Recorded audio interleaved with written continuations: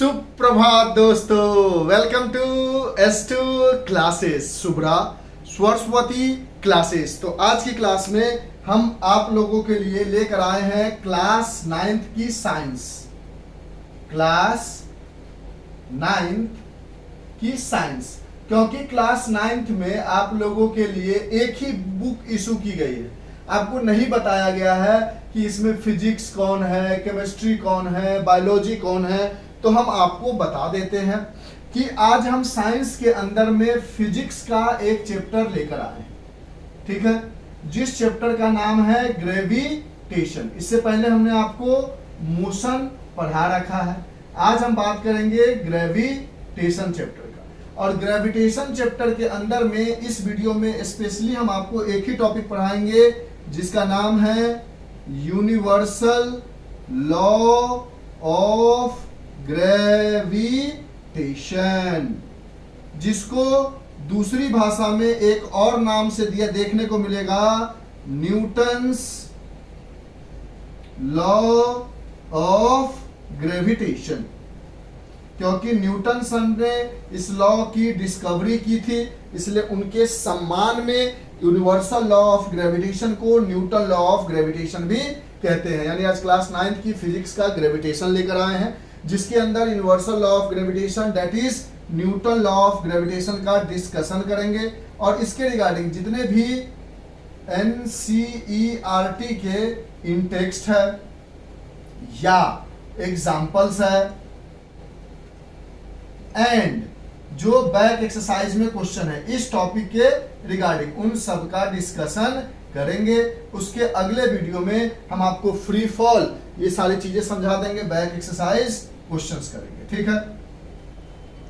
और इस तरह से हम आपको ये चैप्टर कंप्लीट करेंगे। यानी आज की क्लास में हम आपको क्लास 9th के साइंस के फिजिक्स का ग्रेविटेशन पढ़ाने जा रहे हैं, जिसके अंदर यूनिवर्सल लॉ ऑफ ग्रेविटेशन की बात करेंगे, that is Newton law of gravitation की बात करेंगे, जिसके NCERT के in text example and back exercise questions को समझाएंगे। और इस चैप्टर में स्पेशली कुछ डिलीटेड पोर्शन है जो हम आपको बता देते हैं, जिसका डिस्कशन हम नहीं करेंगे। यानी ओवरऑल 2 या 3 वीडियो में इस चैप्टर को हम कंप्लीट करेंगे। और इस चैप्टर में स्पेशली कुछ डिलीटेड है जिसकी डिस्कशन हम बिल्कुल नहीं करेंगे। और वो डिलीटेड स्टार्ट होता है पेज नंबर 138 और खत्म होता है पूरा लास्ट पेज पर आके, जो कि है हमारे पास पेज नंबर 142। यानी 138 पेज से लेकर 142 पेज तक सारी पोर्शन इस साल जो बच्चे 2022 से लेकर 2023 में पास करेंगे, यानी जो बच्चे क्लास 8 से 9th में इस साल आए हैं और अगले साल एग्जाम देंगे 9th के फाइनल का, उनके लिए पेज नंबर 138 से लेकर पेज नंबर 142 तक डिलीटेड है। और 138 से लेकर 132 तक आने वाले डिलीटेड पोर्शन है, पहला हमारा थ्रस्ट एंड प्रेशर। तो इन सब का डिस्कशन हम नहीं करेंगे, जो डिलीटेड है उसकी डिस्कशन क्यों करेंगे, ठीक है। फिर उसके बाद दूसरी टॉपिक डिलीटेड है बायोन्सी। फिर तीसरी टॉपिक डिलीटेड है हमारे पास आर्किमिड प्रिंसिपल, आर्किमिडीज प्रिंसिपल। यानी ओवरऑल आराम से समझते हैं, पहला क्लास है और उसके साथ साथ रिलेटेड है रिलेटिव डेंसिटी। अब समझाते हैं हम क्या कहना चाह रहे हैं। रिलेटिव डेंसिटी, ये जो 4 टॉपिक है जो कि पेज नंबर 138 से लेकर पेज नंबर 142 तक आने वाला टॉपिक है, जिसके अंदर thrust and pressure, buoyancy, Archimedes principal और रिलेटिव डेंसिटी, ये 4 टॉपिक आपका इस साल के लिए डिलीटेड है। तो क्योंकि हम इस साल में वीडियो बना रहे हैं तो हम इन डिलीटेड पोर्शन का कवर अप नहीं करेंगे। उसके अलावा ग्रेविटेशन का ये पहला लेक्चर होगा, 2 या 3 लेक्चर में हम इस चैप्टर को कंप्लीट करने की कोशिश करेंगे। पहले लेक्चर में हम आपको बता देंगे यूनिवर्सल लॉ ऑफ ग्रेविटेशन, या जिसको कहते हैं न्यूटन लॉ ऑफ ग्रेविटेशन। उसके अंदर एनसीईआरटी के क्वेश्चन, इंटेक्स, बैक एक्सरसाइज सारी चीजें समझाएंगे। दूसरा लेक्चर बनाएंगे जिसमें फ्री फॉल के बारे में बताएंगे, और तीसरा लेक्चर बनाएंगे जिसमें मास एंड वेट बताएंगे, और इस तरह से आपका ग्रेविटेशन पूरा कंप्लीट हो जाएगा। उसके बाद हमें ये बताना था, लेकिन ये 4 टॉपिक डिलीटेड है, तो इस सारे टॉपिक का डिस्कशन हम नहीं करेंगे ग्रेविटेशन चैप्टर में। यानी पहली वीडियो में ये जो आज बता रहे हैं यूनिवर्सल लॉ ऑफ ग्रेविटेशन, दूसरी में फ्री फॉल यानी ग्रेविटी ऑफ अर्थ को फाइंड आउट करेंगे, तीसरी वीडियो में मास एंड वेट को समझाते हुए इस चैप्टर के एनसीईआरटी के क्वेश्चन के साथ साथ इस चैप्टर को कंप्लीट करेंगे। अगली साल जो बच्चा रिक्वेस्ट करेगा, जिसको हमारी पढ़ाने का तरीका अच्छा लगेगा, समझ में आएगा, तो ये एक्स्ट्रा टॉपिक अगले साल के लिए अगर फिर से इंक्लूड आ जाएगा according to the CBSE rule, तो इन टॉपिक को बता देंगे। ये सब टॉपिक ऑलरेडी कंप्लीटेड होगा। तो हमारी आज की कहानी आप समझ गए हैं, क्योंकि क्लास की पहली वीडियो है तो ये सब बातें बताना बहुत जरूरी होता है कि क्या चीज डिलीटेड है और क्या चीज आ रही है, नहीं आ रही है। ठीक है, तो इस बात को इरेज करें, आप समझ गए। आज की क्लास में बात करने जा रहे हैं यूनिवर्सल लॉ ऑफ ग्रेविटेशन या न्यूटन्स लॉ ऑफ ग्रेविटेशन, क्योंकि ये ग्रेविटेशन का पहला लेक्चर है। एनसीईआरटी क्वेश्चंस भी बात करेंगे। इरेज कर दे, लिख लो, इसमें से अगर कोई भी बात लिखनी है डिलीटेड तो लिख लिया सर। तो चलिए, तो आप लोगों का तहे दिल से स्वागत है हमारे YouTube चैनल S2 क्लासेस में, और आज हम ग्रेविटेशन का पहला लेक्चर स्टार्ट करने जा रहे हैं। तो सबसे पहले हमारे पढ़ाने के तरीके में आप एक बात तो समझ गए हो कि जैसे आपसे आपका नाम पूछा जाए कि आपका नाम क्या है, तो आप बोलोगे मेरा नाम सीता है सर, मेरा नाम गीता है, मेरा नाम मोहन है, मेरा नाम रोहन है, मेरा नाम सोहन है। कोई भी अगर आप नाम बोलते हो, मेरा नाम प्रभात है, मेरा नाम अनुपम है, तो सबसे पहले आपसे क्या पूछा जाता है कि नाम का मतलब बताओ। तो उसी तरह हमारा जो चैप्टर है वो है ग्रेविटेशन। तो ग्रेविटेशन का क्या मतलब होता है, पहले उसको समझते हैं, उसके बाद हम आपको यूनिवर्सल लॉ ऑफ ग्रेविटेशन समझाएंगे। तो ग्रेविटेशन कहता है each and every object in this universe, each and every object in this universe try to attract each other, try to attract each other. This phenomena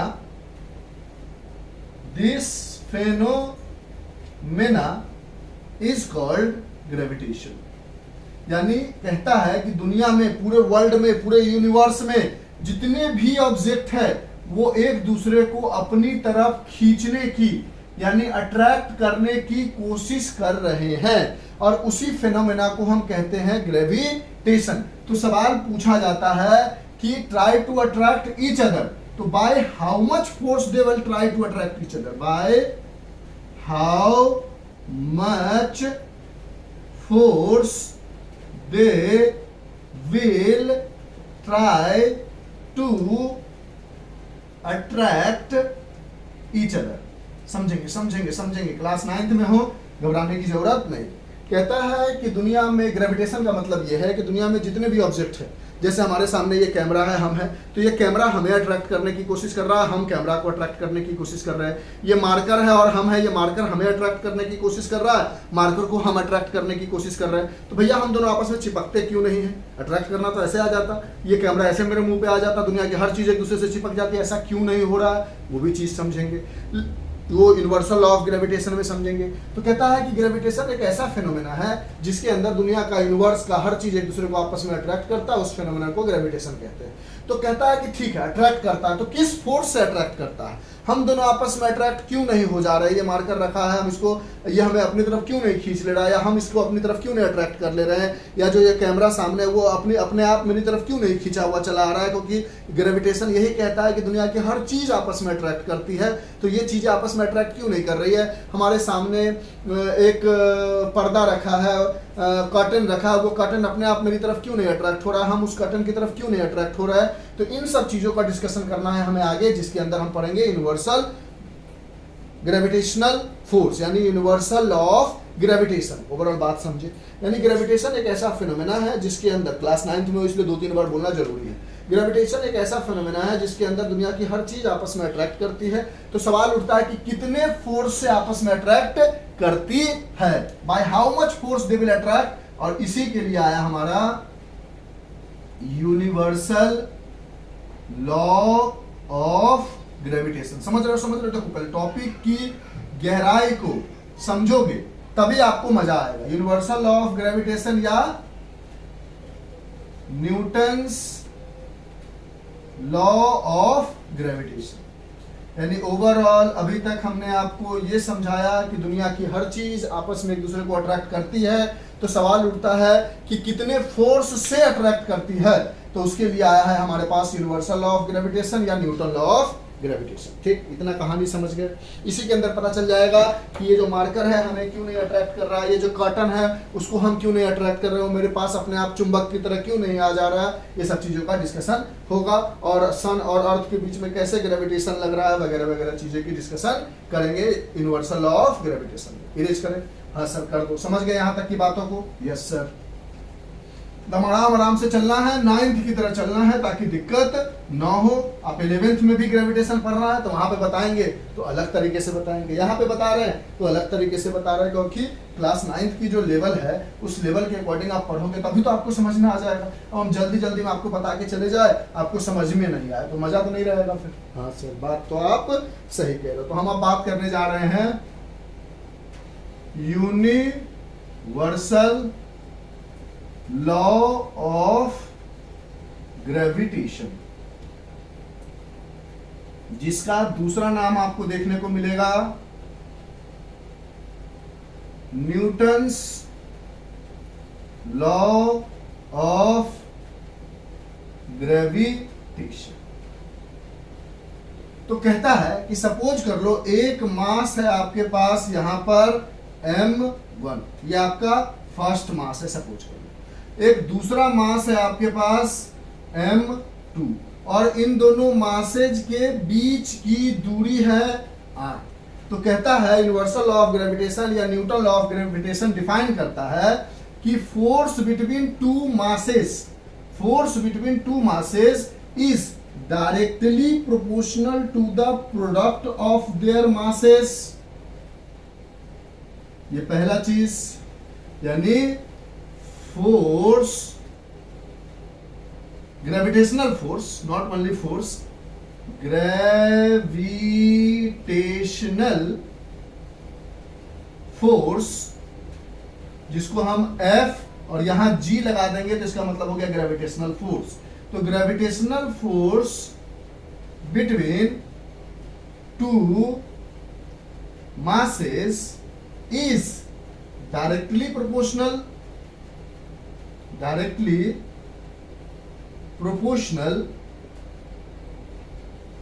to the product of their masses,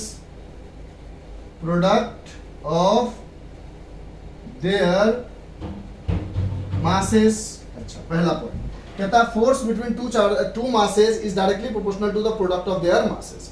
अब दूसरा चीज कहता है force between two masses is inversely proportional to the square of distance between them, यानी distance के square के inversely proportional है। The gravitational force between two masses is directly proportional to the product of their masses and inversely proportional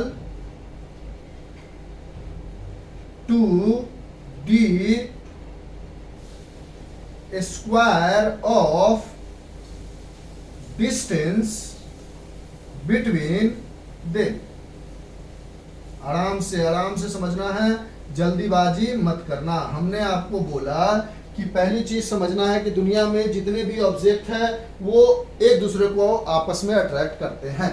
तो बोला गया कि ठीक है, अट्रैक्ट अगर करते हैं तो किस फोर्स से अट्रैक्ट करते हैं, तो उसके लिए बन के आया यूनिवर्सल लॉ ऑफ ग्रेविटेशन, जिसने बताया कि gravitational force between two masses, first mass and second mass, is directly proportional to their product of their masses and inversely proportional to square of distance between them, यानी उसके distance के square के inversely proportional होगा।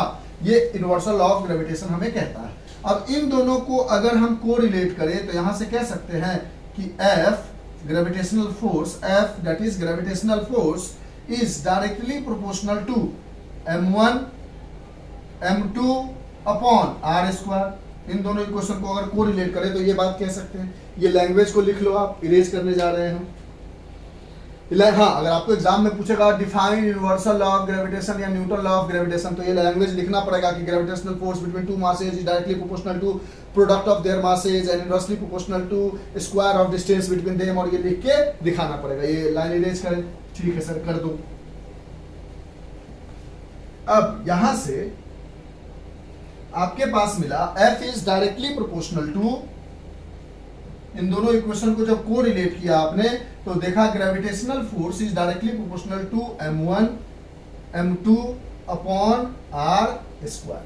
ठीक है, यहां से आप बोलोगे gravitational force is equal to, जब प्रोपोर्शनलिटी साइन को हटा के इक्वल टू साइन लिखते हैं तो कोई एक प्रोपोर्शनलिटी कांस्टेंट आता है, और यहां पर जो प्रोपोर्शनलिटी कांस्टेंट आएगा वो है capital G, m1 m2 upon are square. तो इसका सबसे पहला नाम होगा प्रोपोर्शनैलिटी कांस्टेंट, यानी दुनिया में जितना भी प्रोपोर्शनैलिटी साइन है उसको हटा के अगर इक्वल टू के साथ कुछ लिखोगे तो उस टर्म को, जो भी टर्म लिखोगे इक्वल टू के बाद, उसको प्रोपोर्शनैलिटी कांस्टेंट ही कहा जाता है। लेकिन उसमें इसका स्पेशल नाम है यूनिवर्सल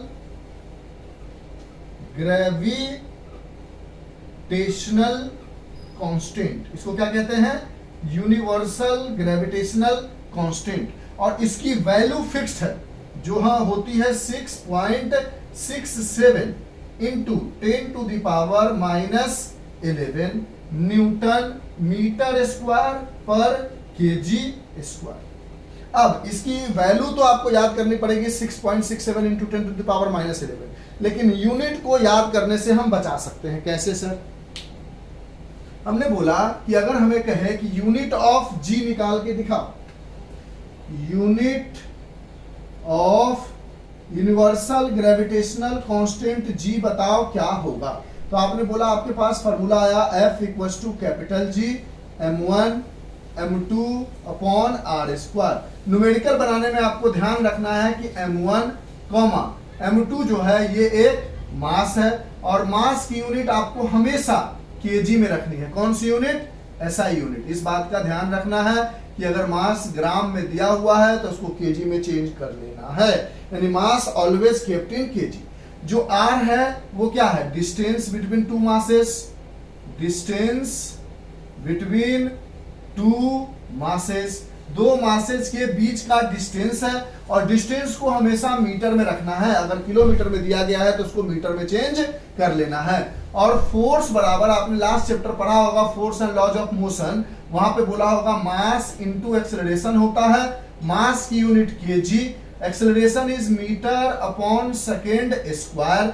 यहां से आपको मिला kg metre upon second square, जिसको हम न्यूटन भी कहते हैं। क्या कहते हैं? न्यूटन। और इसको एन से डिनोट करते हैं, यानी एसआई यूनिट ऑफ फोर्स की बात की जाए तो न्यूटन भी होता है, और दूसरे तरीके से न्यूटन को आप लिख सकते हो kg metre upon second square. तो कभी कभी आपसे पूछ देता है 1 न्यूटन इज इक्वल टू, तो आप बोलोगे kg metre upon second square. अब यहां से अगर हम जी की यूनिट निकाले तो आर को इधर ले जाएंगे तो क्या बनेगा हमारे पास? F into r square. m1 m2 को इधर लेकर आएंगे तो क्या बनेगा? डिवाइड हो जाएगा m1 m2 equals to capital G। यहां से बोलोगे capital G equals to force की यूनिट न्यूटन, रेडियस की यूनिट, डिस्टेंस की यूनिट मीटर, और क्योंकि r का स्क्वायर है तो मीटर स्क्वायर। एक मास का यूनिट केजी, दूसरे मास का यूनिट केजी, यानी G की यूनिट आ गई newton metre square, kg kg gets became multiplied and became kg square, and this is the SI, this is the SI unit of G, and G here is universal gravitational constant। यहां तक बात समझ में आई? यानी यहां से हमें कहना है कि F equals to capital G m1 m2 upon are square होता है। G जो है एक प्रोपोर्शनलिटी कांस्टेंट है जो कि यूनिवर्सल ग्रेविटेशनल कांस्टेंट होता है, जिसकी वैल्यू हमें याद रखनी है 6.67 इंटू 10⁻11 न्यूटन मीटर स्क्वायर पर केजी स्क्वायर। और जी का यूनिट कैसे निकालेंगे उसके लिए हमने एक तरीका आपको समझाया है, यहाँ से भी आप चीजों को पकड़ सकते हो। इस साइड वाली है और वहां पर किसकी मास की यूनिट क्या रखनी है क्वेश्चन सॉल्व करने में, डिस्टेंस का यूनिट क्या रखना है क्वेश्चन सॉल्व करने में, और फोर्स का यूनिट क्या रखना है क्वेश्चन सॉल्व करने में, वो सारी चीजें हमने आपको बता दी। आपको ज्यादातर न्यूटन लेके चलना है, ये वाला लेके नहीं चलना है। यहाँ तक बात समझ में आई, लिख लो इसमें से जो भी है। अब इन सब बात को हम इरेज करेंगे और ये हो गई समराइज हमारा यूनिवर्सल लॉ ऑफ ग्रेविटेशन के बारे में। अब इसके बारे में कुछ डिटेल एक्सप्लेनेशन करेंगे कि ये फोर्स कैसा लगता है, कहाँ पे लगता है, क्यों लगता है, वगैरह वगैरह चीजें, ये सब इरेज करेंगे। लिख लो इसको, इरेज करें। पक्की वाली बात लिख लिया? हाँ सर लिख लिया। चल पक्का इरेज करें, लिख लो लिख लो लिख लो लिख लो, 1 मिनट और ले लो, लिखने में कंफ्यूज मत हो, आराम से लिखो। इरेज कर दे, अब तो इरेज कर देते हैं। हाँ सर कर दो, लिख लिया। अब यूनिवर्सल लॉ ऑफ ग्रेविटेशन की कुछ और डिटेल एक्सप्लेनेशन कर देते हैं ताकि आपको समझने में और मजा आए।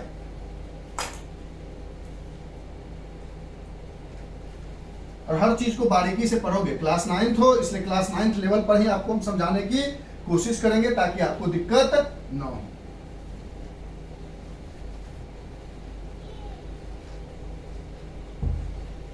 चलिए, अब हमने देखा यहां तक हमने क्या सीखा। हमने सीखा कि अगर हमारे पास दो बॉडी है, एक बॉडी m1 है, मास फर्स्ट है, इसके बीच दूसरा बॉडी है हमारे पास m2 जिसका मास m2 है, दूसरा बॉडी। इन दोनों के बीच का डिस्टेंस अगर आपने r लिया तो आपको मिला F equals to capital G m1 m2 upon r square, जहां पे कैपिटल G की वैल्यू है 6.67 इंटू 10⁻⁻11 न्यूटन मीटर स्क्वायर पर केजी स्क्वायर। और ये ऑलवेज फिक्स्ड होता है, fixed for everywhere, fixed everywhere, इसकी वैल्यू कभी भी चेंज नहीं होती है। Its value does not change, its value does not changes, इसकी वैल्यू कभी भी नहीं बदलती है। पानी में जाओ तब, हवा में हो तब, कहीं भी हो, अर्थ के एटमॉस्फेयर के आसपास कहीं भी हो, यही फोर्स लगेगा।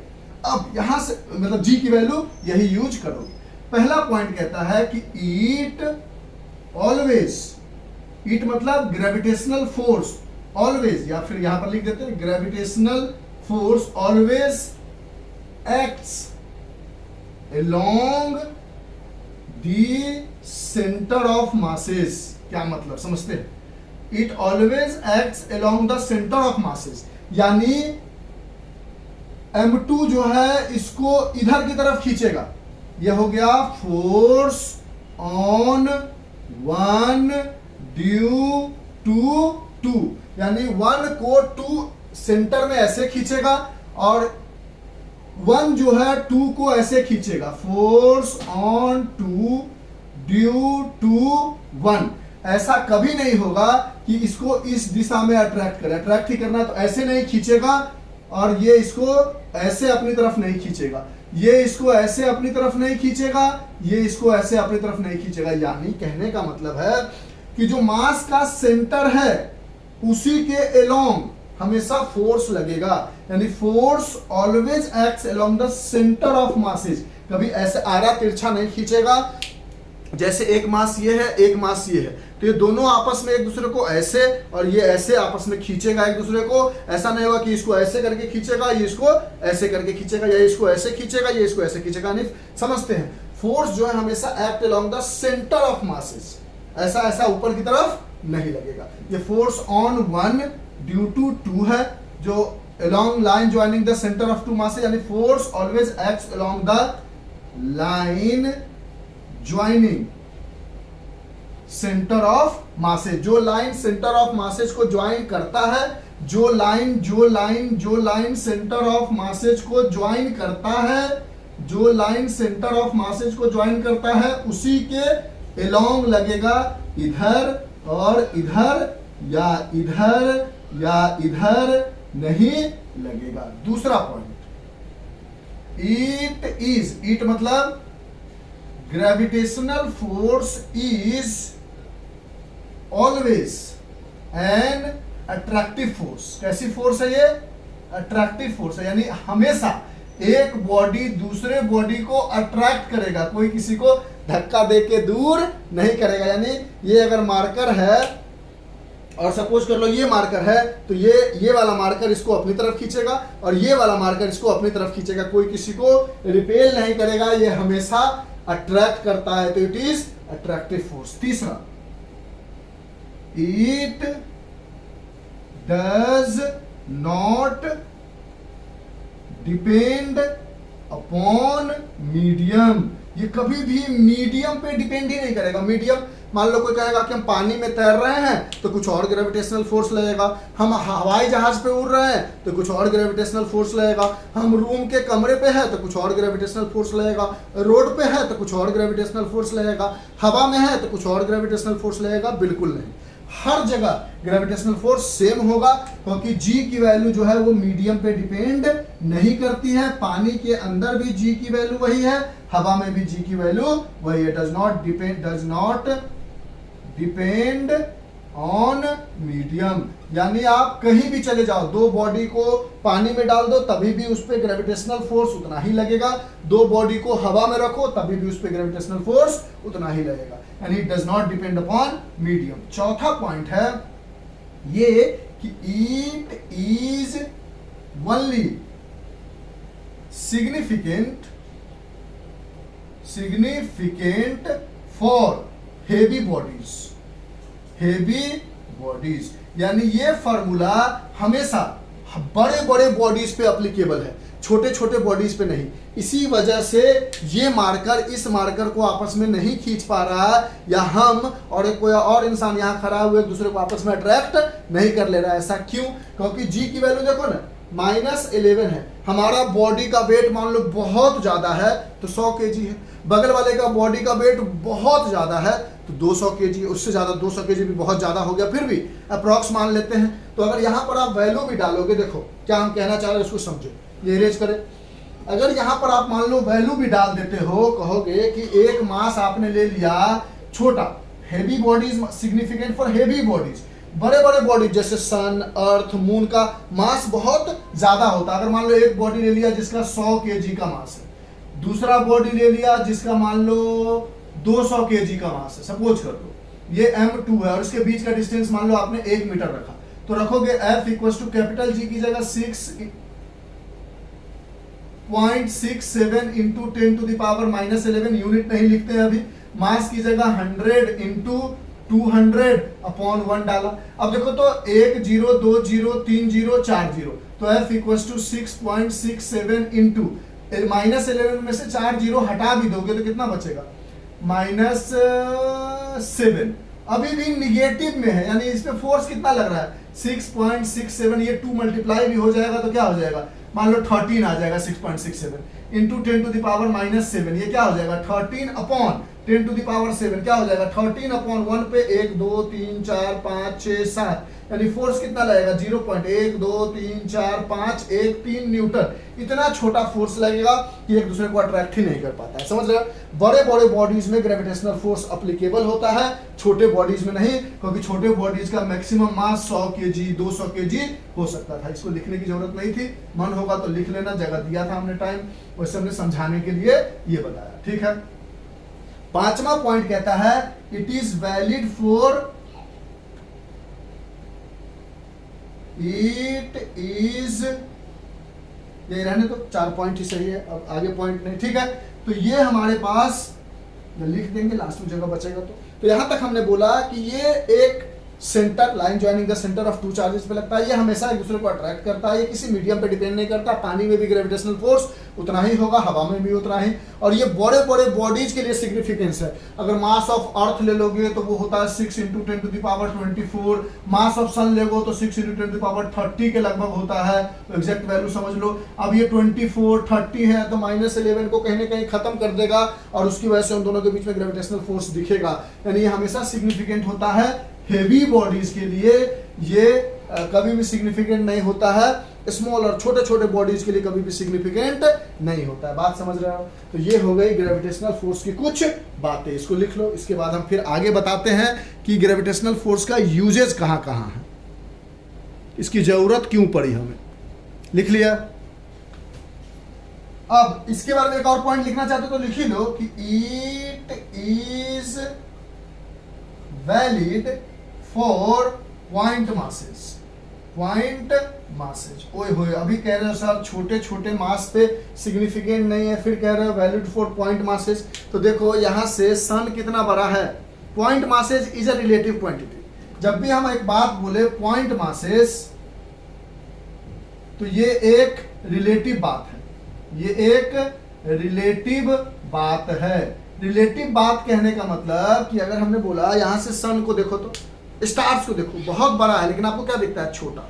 यानी इतनी ज्यादा दूरी हो जाने की वजह से बड़ी बड़ी चीजें भी आपको पॉइंट मासेज की तरह दिखता है। तो इसीलिए ये सन और अर्थ जो है बहुत दूर है, तो सन को अर्थ पॉइंट मासेज की तरह दिखेगा, अर्थ को सन पॉइंट मासेज की तरह दिखेगा। यानी ग्रेविटे इसलिए पॉइंट मासेज पे वैलिड हो जाता है, सन और अर्थ पे वैलिड हो जाता है। Gravitational force always act along the centre of masses, it is always an attractive force, it does not depend upon the medium. ये हेवी बॉडीज के लिए सिग्निफिकेंस है और पॉइंट मासेज के लिए सिग्निफिकेंस है। और पॉइंट मासेज एक रिलेटिव बात है। अगर आप इसी मार्कर को बहुत दूर से देखो तो लगेगा छोटा सा कोई पतला सा चीज है।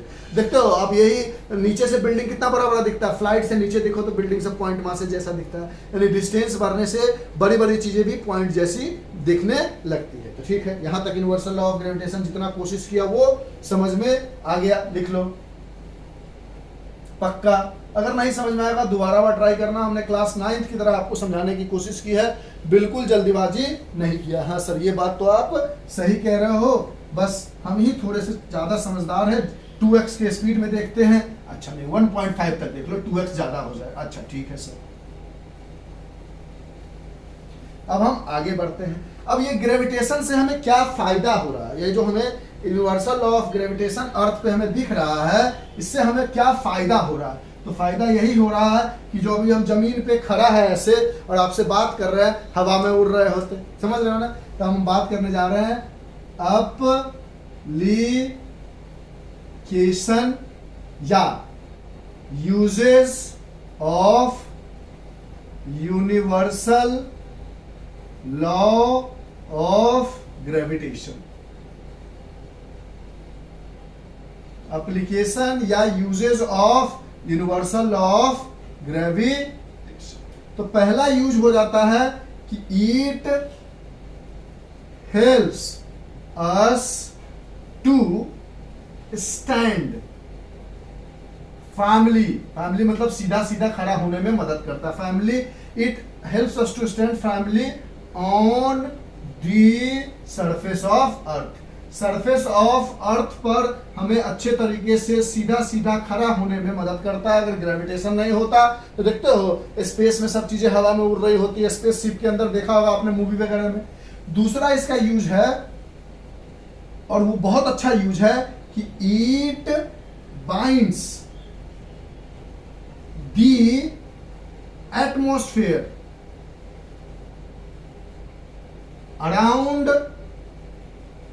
दी सरफेस ऑफ अर्थ। ओहो, ये अगर नहीं होता तो हम ऑक्सीजन नहीं ले पाते, कार्बन डाइऑक्साइड वगैरह चीजें ऑक्सीजन जलाने के लिए, कार्बन डाइऑक्साइड किसी चीज को बर्निंग कैंडल को बंद करने के लिए, बुझाने के लिए, एक्सटिंग्विश करने के लिए यूज नहीं कर पाते। कैसे? क्योंकि ये क्या करता है, ग्रेविटेशन की वजह से जितना भी हवा है, जितना भी एटमॉस्फेयर हमारे आसपास दिख रहा है, सांस ले पा रहे हैं, हवा निकल रहा है, कार्बन डाइऑक्साइड निकाल रहे हैं, प्लांट जो है कार्बन डाइऑक्साइड की मदद से फोटोसिंथेसिस कर रहा है, ये सारी गैसेस, ये सारे एटमॉस्फेयर ये धरती पे क्यों है, मार्स पे क्यों नहीं, मून पे क्यों नहीं, जुपिटर पे क्यों नहीं? क्योंकि वहां पे ग्रेविटेशन बहुत कम है और अर्थ पे ग्रेविटेशन होने की वजह से वो सारी एटमॉस्फेयर को बांध कर अपने सराउंडिंग के आसपास रखता है। यानी it helps us to stand firmly on the surface of the earth and it binds the atmosphere around the surface of the earth, जिसकी वजह से हमारे अर्थ के पास एटमॉस्फेयर है और जहां लिविंग ऑर्गेनिज्म सर्वाइव कर पाते हैं। तो ये दो इसका मेन एप्लीकेशन हो गया। वैसे एप्लीकेशन तो बहुत सारा हो सकता है कि it helps on the surface of earth, नहीं तो रिवर हवा में फ्लोट करने लगेगा, यानी it helps the rivers to flow on the surface of earth. वो सेम चीज हो गया, इसी पॉइंट को रिवर बना दिया, तो इसलिए पॉइंट बनाने के लिए जितना चाहो उतना बना सकते हो, लेकिन इंपॉर्टेंट में ये और ये दिमाग में रख लेना है। और इस तरह से आपका universal law of gravitation complete हुआ। अब हम इसके रिगार्डिंग जितने भी एनसीईआरटी में क्वेश्चन किए गए हैं उसको समझा देते हैं, ठीक है।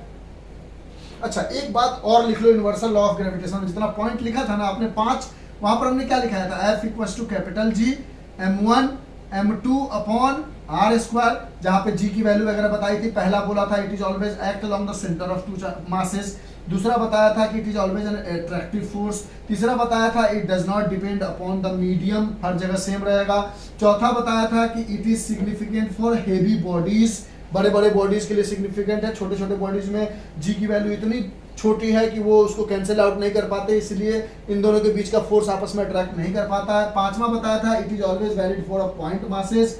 छठा पॉइंट लिख लो कि F देखो तो directly proportional to 1 upon are square है, तो इसको कह सकते हो universal law of gravitation is a inverse square law, यानी इनवर्स में 1/, में इनवर्स में स्क्वायर लगा हुआ एक लॉ है, ये एक इनवर्स स्क्वायर लॉ भी है, ठीक है। ये नाम दे देगा right the inverse square law, तो कंफ्यूज नहीं करना, इसलिए ये पॉइंट हमने बोल दिया। जो 5 पॉइंट लिखा था, पॉइंट मासेस के लिए वैलिड है, हेवी बॉडीज के लिए सिग्निफिकेंट है, वहां पता चलता है कि फोर्स ऑफ ग्रेविटी लग रहा है, यानी ग्रेविटेशनल फोर्स एक्ट कर रहा है, इसको मीडियम की जरूरत नहीं है, ये ऑलवेज अट्रैक्टिव फोर्स है, ये along the centre of two masses लगता है। वहीं पे छठा पॉइंट में लिख लो it is a inverse square law, ठीक है। अब इस तरह से हमने ओवरऑल जितनी बातें थी वो समझा दी, कंफ्यूज तो नहीं किए? अरे नहीं सर, छोटा सा बात था, ठीक है, इरेज करें। अब हम आ जाते हैं इस एनसीईआरटी के गिवन क्वेश्चंस पे। उस क्वेश्चन को कराते हुए इस टॉपिक का कर देंगे दी एंड, उसके बाद शुरू करेंगे फ्री फॉल, और फ्री फॉल जब कंप्लीट हो जाएगा फिर उसके रिगार्डिंग जितने भी क्वेश्चंस होंगे उसको समझाएंगे। फिर हम आपको बताएंगे क्या मास एंड वेट का डिफरेंस है, जहां पे वेट ऑफ या force, gravitational force on earth is 6 time greater than the gravitational force on moon वगैरह के डिस्कशन करेंगे, उसका डेरिवेशन कैसे आया इसको समझाएंगे और चैप्टर को कंप्लीट करेंगे। चलिए, तो सबसे पहले आप बुक निकाल लीजिए, जहां तक बातें समझे, पक्की वाली बात, हाँ सर समझ गए। अब सबसे पहले चैप्टर निकालिए और उसके पेज नंबर 34 में एक एग्जाम्पल गिवन है। पेज नंबर 34 में एक एग्जाम्पल गिवन है और वो एग्जाम्पल है 10.1। इसमें कहता है कि the mass of earth, mass of earth है आपके पास 6 × 10⁻24 kg, केजी में दिया हुआ है, होना चाहिए, कोई दिक्कत नहीं है। And the mass of the moon, mass of the moon given है हमारे पास 7.4 × 10⁻22 kg, ये भी केजी में होना चाहिए, केजी में है। If the distance between the earth and the moon, यानी आर की वैल्यू है 3.84 × 10⁵ किलोमीटर, लेकिन आर को होना चाहिए मीटर में, तो मीटर में चेंज कर लो 3.84 × 10⁵, और किलोमीटर को मीटर में चेंज करोगे तो 1000 से मल्टीप्लाई करोगे, मीटर हो जाएगा। इसको लिख लोगे 3.84 × 10⁵ इंटू 1000 को लिख सकते हो 10⁻³ मीटर, 5 और 3 मिलके हो जाएगा 3.84 × 10⁸ मीटर। ये हो गया distance between earth and moon, ये हो गया मास of one body that is moon, और ये हो गया mass of second body that is mass of earth. कहता है calculate the force exerted by earth on moon, gravitational force बताना है हमें अर्थ ऑन मून पे, ठीक है। तो आप फॉर्मूला जानते हो कि capital G m1 m2 upon are square होता है, जहां पे कैपिटल G की वैल्यू भी गिवन है 6.7 × 10⁻⁻11 न्यूटन मीटर स्क्वायर पर केजी स्क्वायर। अब इस क्वेश्चन को हम सॉल्व करके दिखाते हैं, ठीक है। अब देखो इस क्वेश्चन के आगे से हमारे पास एक और कॉन्सेप्ट आया। वो कॉन्सेप्ट ये आया कि एक मास था m1, एक मास था m2 और इसके बीच का डिस्टेंस था r। ये पहला मास, ये दूसरा मास। तो अगर आपसे कोई बोलेगा कि force on one due to two, force on one due to two और इज इक्वल टू, तो आप वही बोलोगे, यही होगा capital G m1 m2 upon r, मान लो डिस्टेंस है तो r स्क्वायर। कोई अगर आपसे ये पूछ दे कि force on two due to one, force on two due to one क्या होगा, ये भी वही होगा capital G m1 m2 upon r square. अगर आपसे ये कोई पूछ दे कि फोर्स बिटवीन टू मासेस क्या होगा, तब भी आप बोलोगे capital G m1 m2 upon r square. यानी अगर आपसे ये पूछे कि m1 जो है वो m2 पे कितना फोर्स लगा रहा है, तो वो भी capital G m1 m2 upon r square. कोई अगर आपसे दूसरे तरीके से पूछ दे कि m2 जो है वो m1 पे कितना फोर्स लगा रहा है, तो वो भी capital G m1 m2 upon r square. कोई ये पूछ दे कि दोनों मासेस के बीच का फोर्स क्या है, वो भी capital G m1 m2 upon r square. यानी तीनों बात बराबर है। यानी अगर हमने बोला ये वाला मार्कर इस मार्कर पे कितना फोर्स लगा रहा है, तो capital G m1 m2 upon r square. ये वाला मार्कर इस मार्कर पे कितना फोर्स लगा रहा है, तो capital G m1 m2 upon r square. इन दोनों मार्कर के बीच का फोर्स क्या है, तो capital G m1 m2 upon r square. यानी तीनों की वैल्यू सेम होगी। तो इस पे हमें क्वेश्चन में पूछ रहा था, इसलिए मैं बोल दिया कि यह पूछ रहा था calculate the force exerted by earth on moon, या बोल देता what is the force between earth and moon, या what is the force exerted by moon on earth. तीनों का मतलब सेम होगा। यानी force on earth due to moon is equal to force on earth due to moon is equal to force on moon due to earth is equal to force between earth and moon. यानी तीनों values wise, किसकी wise, values wise तीनों के तीनों आपस में बराबर होंगे। इसमें कंफ्यूज बिल्कुल मत करना कि ये पूछ दिया कि अर्थ मून पे कितना लगा रहा है या मून अर्थ पे कितना लगा रहा है या दोनों के बीच का कितना, तीनों का मतलब सेम होता है, ठीक है। तो इस क्वेश्चन में पूछ रहा था कि बताइए ग्रेविटेशनल फोर्स अर्थ मून पे कितना लगा रहा है, तो बात एक ही है। तो यहां से हम कैपिटल G बराबर हमारे पास फॉर्मूला आ गया, वैल्यू गिवन है, इन सब वैल्यू को डालेंगे और इसको सॉल्व कर लेंगे और हमारा काम बन जाएगा। तो यहां से लिखा gravitational force is equal to G की जगह डाल दिया 6.67 होता है, लेकिन उन्होंने डायरेक्ट दे दिया है 6.7 into 10 to the power -11 newton metre square पर केजी स्क्वायर इंटू m1 की जगह क्या है 6 into 10 to the power 24 KG.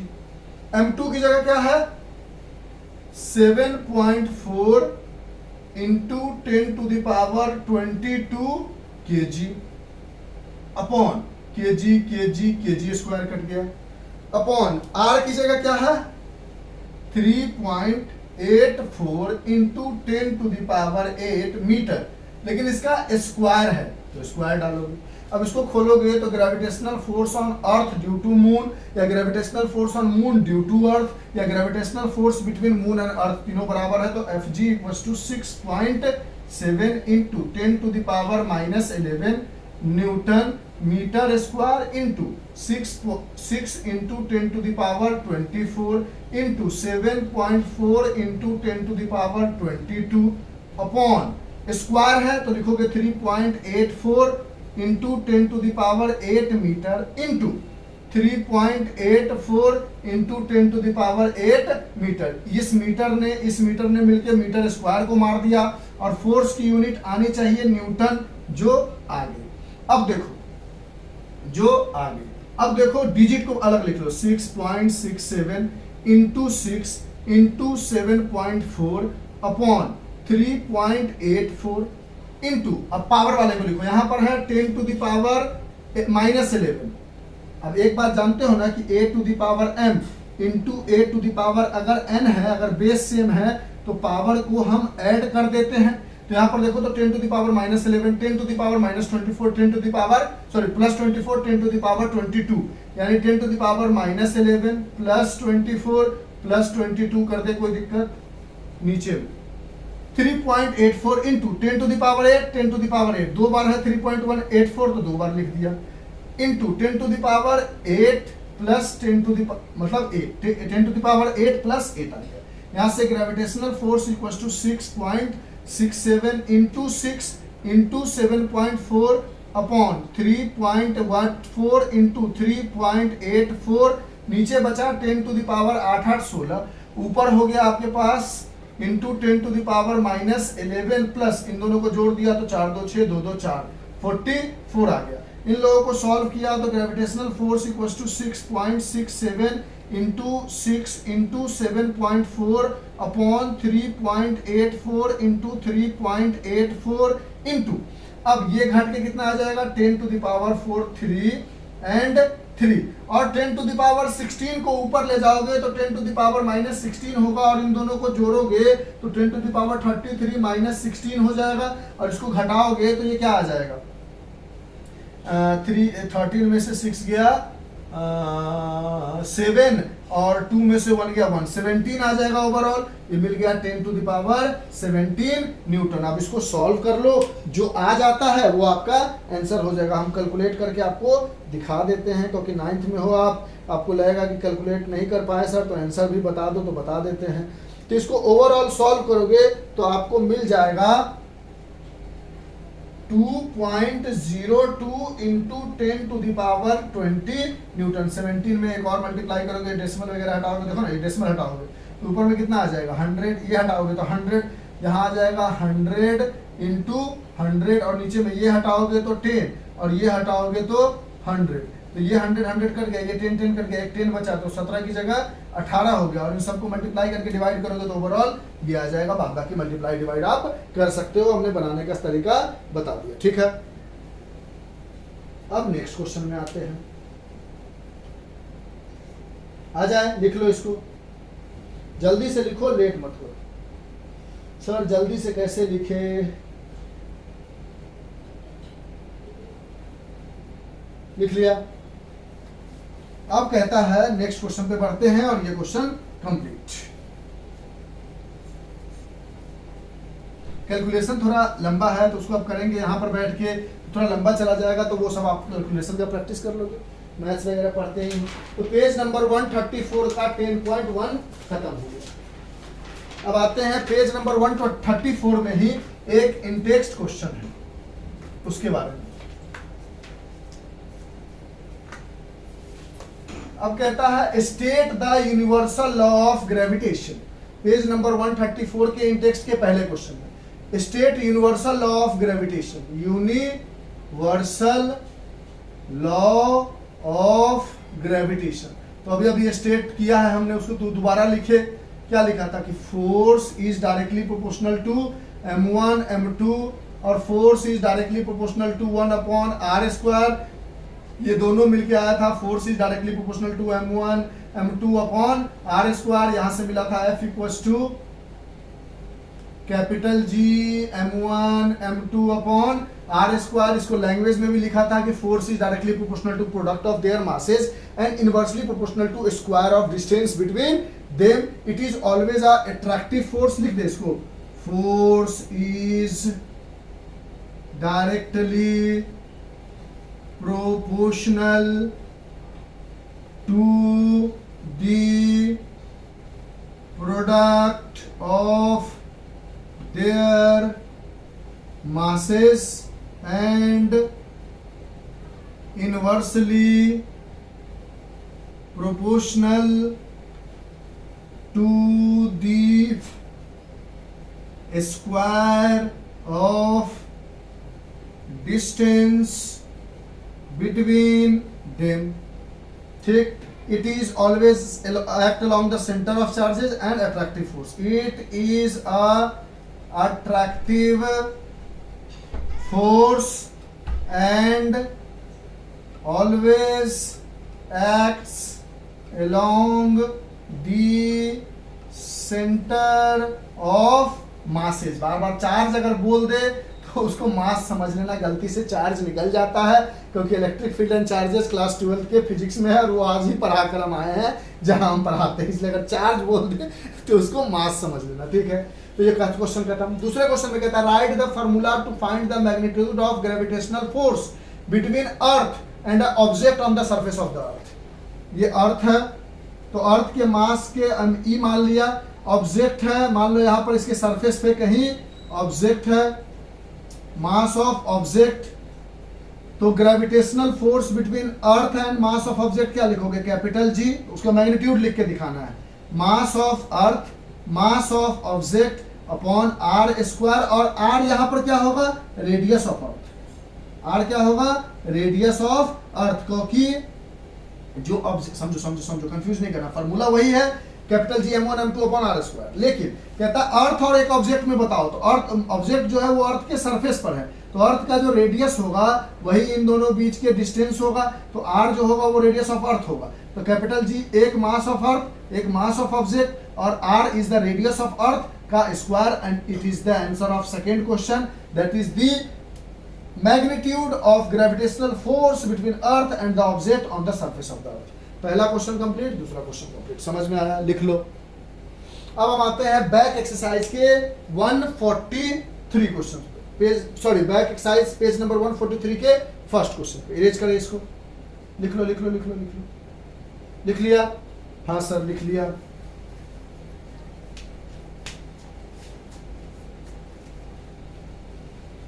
अब पेज नंबर 143 बैक एक्सरसाइज के पहले क्वेश्चन में कहता है कि how does the force of gravitational between two object changes when the distance between them is reduced to half. यानी आपने अभी अभी पढ़ा कि ग्रेविटेशनल फोर्स का फॉर्मूला क्या होता है, capital G m1 m2 upon are square, ये आपने पढ़ा, ये इसको पहला इक्वेशन मानो।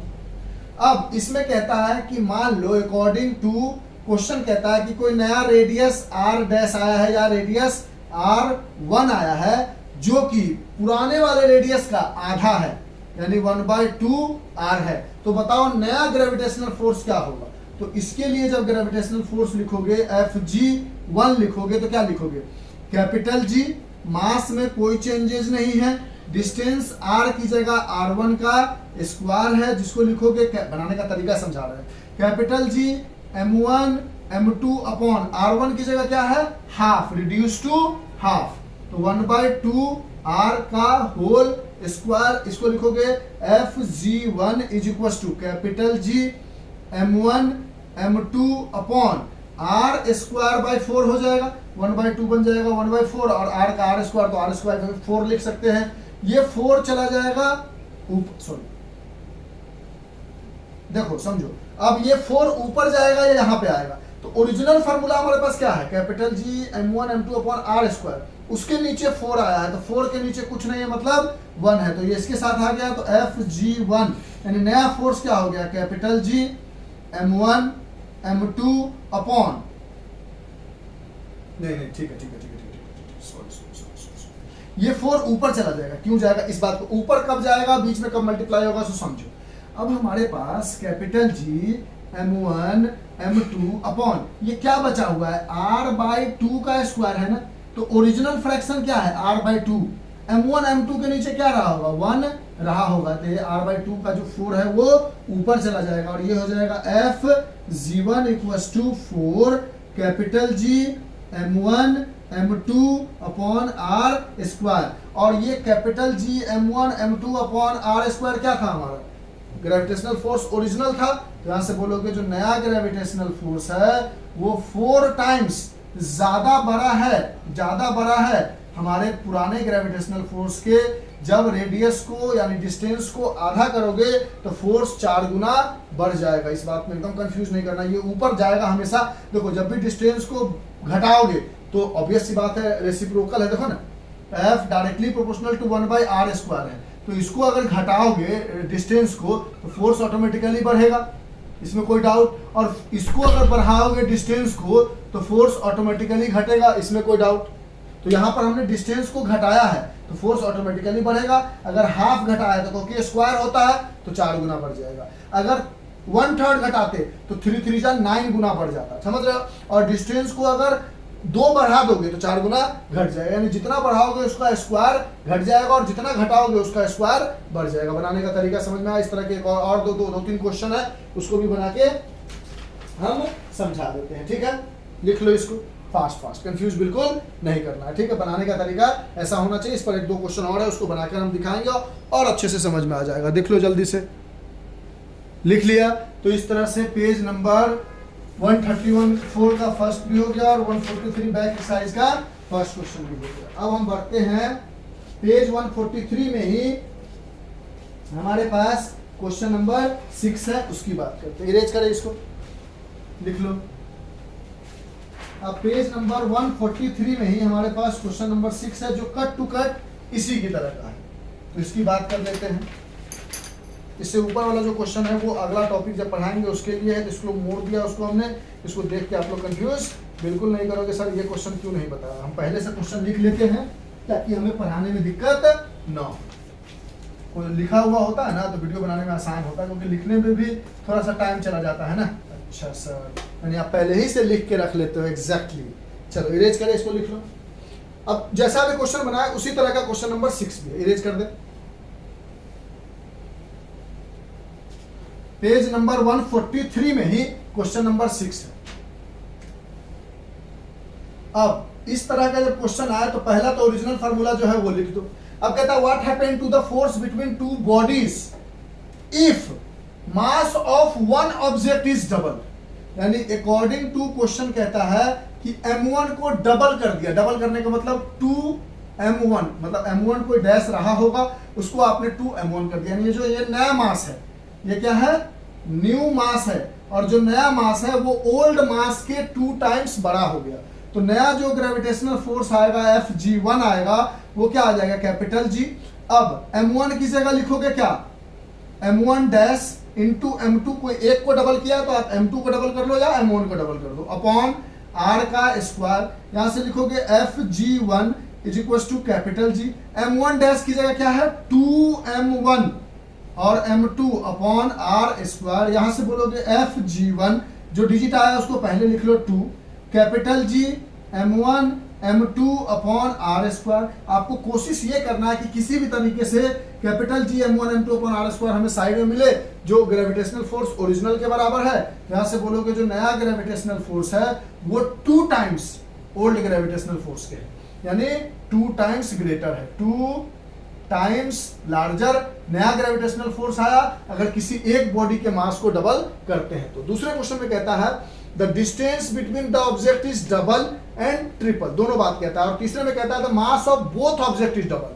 पहले तीसरा बना देते हैं, ओरिजिनल फार्मूला ये है। अब कहता है अकॉर्डिंग टू क्वेश्चन तीसरे में कि m1 डैश जो है उसको भी 2m1 बना दो, यानी जो नया मास है पहले वाले मास से वो 2 गुना बड़ा है, और जो दूसरा मास भी है m2 डैश वो भी पहले वाले मास से 2 गुना बड़ा है। दोनों को डबल कर दिया हमने। तो अब नया ग्रेविटेशनल फोर्स क्या होगा, तो Fg1 बराबर होगा capital G m1 dash into m2 dash upon r को तो कोई चेंज नहीं किया इसमें, यहां से आ गया कैपिटल G। m1 डैश की जगह क्या लिखोगे 2m1, m2 डैश की जगह क्या लिखोगे 2m2, क्योंकि नया वाला मास पुराने वाले मास के 2 गुना, नया वाला मास पुराने वाले मास के 2 गुना, अपॉन r स्क्वायर। ये ग्रेविटेशनल फोर्स नया वाला। यहां से बोलोगे जो नया वाला ग्रेविटेशनल फोर्स है वो 2 इंटू 2 मिलकर 4 को सबसे आगे लिख लो, बच क्या गया capital G m1 m2 upon r square. और ये m1 G capital G m1 m2 upon r square क्या था, ओरिजिनल ग्रेविटेशनल फोर्स, यानी इसकी जगह ओरिजिनल ग्रेविटेशनल फोर्स लिख सकते हो। यहां से बोला जो नया वाला ग्रेविटेशनल फोर्स Fg1 है वो 4 टाइम्स ओरिजिनल ग्रेविटेशनल फोर्स के है, यानी ये 4 टाइम्स इंक्रीज कर गया। देखो बनाते बनाते आप सीख जाओगे कि बनाते कैसे है। तो इस तरह से बनाना है आपको, देख लो ये फर्स्ट हो गया और थर्ड हो गया। अब सेकेंड को बना के दिखाते हैं, इरेज करे लिख लो, लिख लिया, पक्की वाली बात, हाँ सर। अब 6 के सेकेंड पार्ट को बना के दिखाते हैं। अब 6 के जब आप सेकेंड पार्ट को करोगे तो ओरिजिनल फार्मूला तो लिख लो Fg equals to m1 capital G m1 m2 upon are square, इसको हटाओ मत, इसको रहने दो पहला इक्वेशन। अब सेकेंड के पहले पार्ट में कहता है कि अगर मान लो नया डिस्टेंस आर डैश है या नया डिस्टेंस r1 है, उसको डबल कर देना, एक बार डबल एक बार ट्रिपल, यानी सेकेंड में दो क्वेश्चन है, डबल करोगे तो ये 2r बन जाएगा, यानी न्यू डिस्टेंस जो है पहले वाले डिस्टेंस का डबल है। अब यहां से बोलोगे Fg1, नया जो ग्रेविटेशनल फोर्स है वो capital G m1 m2 upon r की जगह है r1 का स्क्वायर, तो Fg1 is equal to capital G m1 m2 upon r1 की जगह क्या है 2r का होल स्क्वायर, तो Fg1 is equal to capital G m1 m2 upon 2 का स्क्वायर 4 और r स्क्वायर, ये 4 नीचे में है, इसको 1/4 लिख सकते हैं और साइड कर सकते हैं, तो Fg1 equal to 1/4 capital G m1 m2 upon r square. और यही हमारा क्या था, ओरिजिनल ग्रेविटेशनल फार्मूला था, जब r और m1 m2 मास ले रहे थे, तो यहाँ पर जो नया ग्रेविटेशनल फोर्स आया वो क्या आया 1/4 times the old gravitational force if the radius is distance between them is double. ये कब था, जब हम डबल कर रहे थे किसको, डिस्टेंस को। अब इसी के दूसरे के ए पार्ट में ये था, और इसी दूसरे के बी पार्ट में कहता है कि जो नया डिस्टेंस है उसको आप ट्रिपल कर दो, यानी 3r कर दो, क्या कर दो, ट्रिपल्ड कर दो। तो आप क्या लिखोगे, नया जो ग्रेविटेशनल फोर्स आएगा वो capital G m1 m2 upon r1 का स्क्वायर आएगा, जहां पे capital G m1 m2 upon r1 की जगह 3r का होल स्क्वायर लिख सकते हैं, तो Fg1 बराबर capital G m1 m2 upon 3 का स्क्वायर हो जाएगा 9 और r का स्क्वायर r। अब बोलोगे इसको लिख सकते हो 1/9 capital G m1 m2 upon r square. ये पूरा हो गया पुराना वाला ग्रेविटेशनल फोर्स, जहां पे कैपिटल G मास m1 m2 और डिस्टेंस r था। अब ये कितना टाइम, जो नया वाला ग्रेविटेशनल फोर्स क्या होगा जब रेडियस को ट्रिपल कर रहे हो, तो वो 19 times the old gravitational force आ जाएगा, यानी ये 1/9 हो जाएगा और ये 1/4 हो जाएगा। अब इसी में सी पार्ट कहता कि अगर हम डिस्टेंस को, अगर हम डिस्टेंस को 1/3 कर देते हैं, क्या कर देते हैं 1/3 कर देते हैं, तब क्या होगा। ये तो ओरिजिनल क्वेश्चन ये था। अब हमने क्वेश्चन में चेंज किया और हमने बोला एक काम करो, अब जो डिस्टेंस है उसको 1/3 कर दो, तो क्या होगा। अब तो बोलोगे सर जब 1/3 करेंगे तो नया जो डिस्टेंस होगा हमारा वो r डैश जो आएगा वो आएगा हमारे पास 1/3 r, पुराने वाले डिस्टेंस का 1/3 करना है, तो नया जो ग्रेविटेशनल फोर्स बनेगा वो m1 m2 अपॉन r1 का स्क्वायर आएगा, जहां पे m1 कैपिटल G उसको नहीं छोड़ना है, m1 m2 अपॉन r1 की जगह डाल दोगे 1/3 r का होल स्क्वायर, ये कैपिटल G1 बराबर हो जाएगा capital G m1 m2 upon 1/9 r square, 9 ऊपर चला जाएगा तो नया ग्रेविटेशनल फोर्स हो जाएगा 9 capital G m1 m2 upon r square. ये पूरा ओरिजिनल लास्ट वाला ग्रेविटेशनल फोर्स था, तो 9 इंटू ओल्ड ग्रेविटेशनल फोर्स, यानी नया ग्रेविटेशनल फोर्स जो है वो अब 9 टाइम्स इंक्रीज कर गया। क्या कर गया, 9 टाइम्स इंक्रीज कर गया, और यहाँ पर 1/4 हो गया और यहाँ पर 1/9 हो गया। यानी रेडियस को अगर बढ़ाओगे, यानी डबल ट्रिपल करोगे, डबल करोगे तो 4 गुना बढ़ जाएगा, ट्रिपल करोगे तो 3 9 गुना बढ़ जाएगा, 4 गुना करोगे तो 4 4 16 बढ़ जाएगा, अगर हाफ करोगे तो 4 टाइम्स बढ़। आराम से ये बात जो बोला उसे सुन लो। अगर डिस्टेंस को डबल करोगे, यानी